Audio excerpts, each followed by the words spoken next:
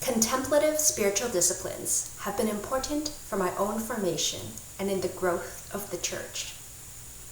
The first discipline is Lectio Divina, moving from head knowledge to life transformation. It is practiced in our own prayer groups during our group devotion time, based on that week's sermon or Bible study, and it's been helpful to let the understanding of God's Word deepen and sink down from my head to my heart, and then to take action as God leads. The second has been meditation on God's Word. Our church board has been focusing on daily readings of the Psalms for the past year. As I notice the range of emotions of the psalmist, joys, disappointments, even anger, it allows me to face my own emotions as they are. Third, silence and solitude. Silence and solitude allows me to bring emotions before God, experience God's presence in the midst of negative emotions, discerning the source of those emotions, and having hope for a way out. Sometimes God's response has been one of comfort, but sometimes God has revealed a selfishness that prevents me from loving others more. God has shown me how I've been resisting Him. Silence and solitude allows me to notice God in everyday life, giving me sustenance for the Christian journey, tracing how God has been active in my life. For example, as I become aware of God's compassion to me, I am in turn moved to be compassionate to the needy around me.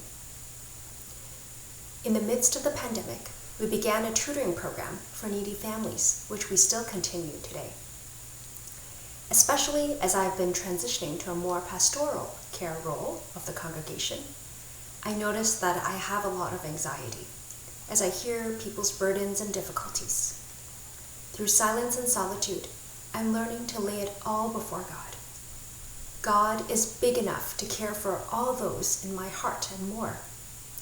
It reminds me that all shall be well in God. Nothing is beyond God's care and reach. Fourth, centering prayer. As someone who has difficulty to sit still, centering prayer helps me to sense God's presence in the midst of a busy season. It helps me to focus on God rather than the circumstances around me. There is no thing to be done or accomplished, only encountering the living God. Centering prayer gives me solace and peace in a chaotic world beyond my control. Fifth is silent retreats. Often I can become burdened by daily cares and troubles. Silent retreats give me a fresh restart to try again.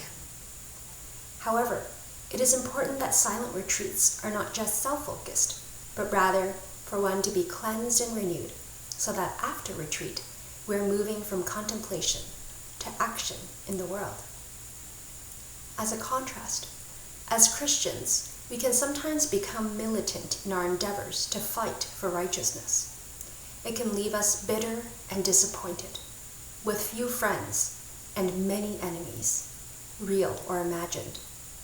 Silent retreats have allowed me to see my own darkness and striving, and be led by God's peace to co-work with others as we desire for His kingdom to come here on earth.